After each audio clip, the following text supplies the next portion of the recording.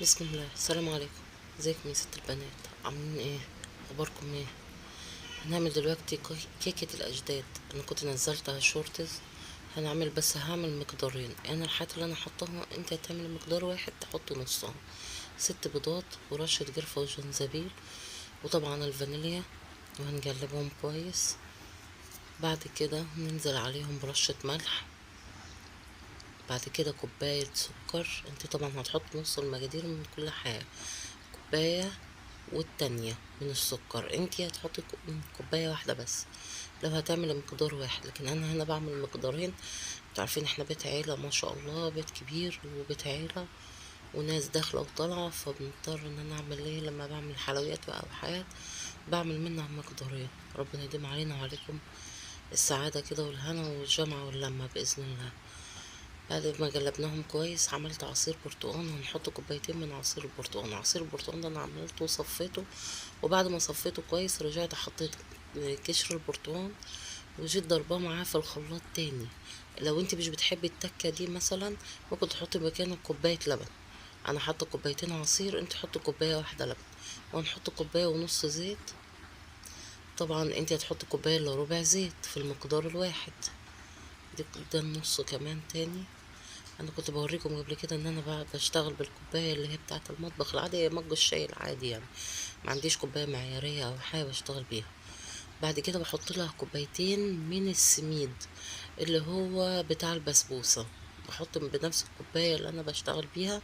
حطيت كوبايتين من السميد. طبعا في المقدار الواحد هنحط كوبايه واحده.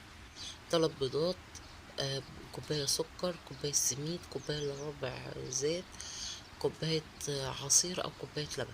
وهنا كوباية الزبادي. كوباية الزبادي بقى بتعمل طراوة وبتعمل ترطيب كده لصينية الكيكة. بتكون طعمها حلو خالص ورطبة من جوه. وكمان السميد ما بيبقاش ناشف. كوباية الزبادي بتساعد على ان السميد يبقى طري. بعد كده بقى الدقيق طبعا بتاع البسبوسة او بتاع الكيك ده عامة لازم يكون منخول. انا كنت ناخلة قبل كده شوية دقيق، بس بعد كده لما جيت احطه على الكيك اضطريت ان انا انخله تاني علشان اتأكد منه يعني. الدقيق هنا بحطيت 4 كوبايات انا، انت هتحطي كوبايتين بس. بعد كده حطيت مع الدقيق البيكنج باودر. تمام. حطيت كيسين من البيكنج باودر علشان هي السميد بتاع البسبوسة بيكون تقيل شوية في الكيكة، فبتحتاج كمية من البيكنج باودر. انت تحطي كوباية، تحطي كيس واحد بس من البيكنج باودر ليكي، نص المقدار. هنا انا حطيته في البايركس. تمام. بس انا من هواتي ان انا ابطن الصينيه اللي بحط فيها، حتى لو كانت بايركس بحب بعمل لها التبطينه اللي هي بندهن الصينيه بالسمنه ونحط عليها الدقيق. ودي شكل لما طلعت من الفرن ما شاء الله عليها جميله خالص. حطيت عليها الشربات. طبعا كلكم اساتذه في عمل الشربات يعني. انا يا دوب بس بشارك معاكم اللي بقى الحاجات اللي بعملها في البيت، مش بعلم عليكم يعني لا قدر الله ولا حاجه. عارفاكم كلكم ستات بيوت شطار ما شاء الله. ربنا يسعدكم يا رب ويهنيكم. بس وبعد كده قطعتها سمبوكسات. تمام.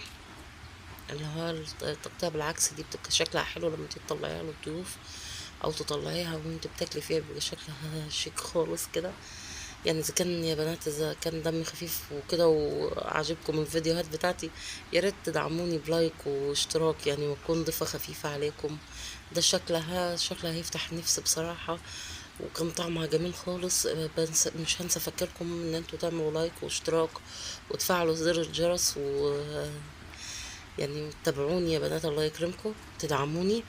تمام. وممكن تعمليها بالحليب هيطلع طعمها حلو خالص للناس اللي مش بتحب البرتقال. السلام عليكم ورحمة الله وبركاته.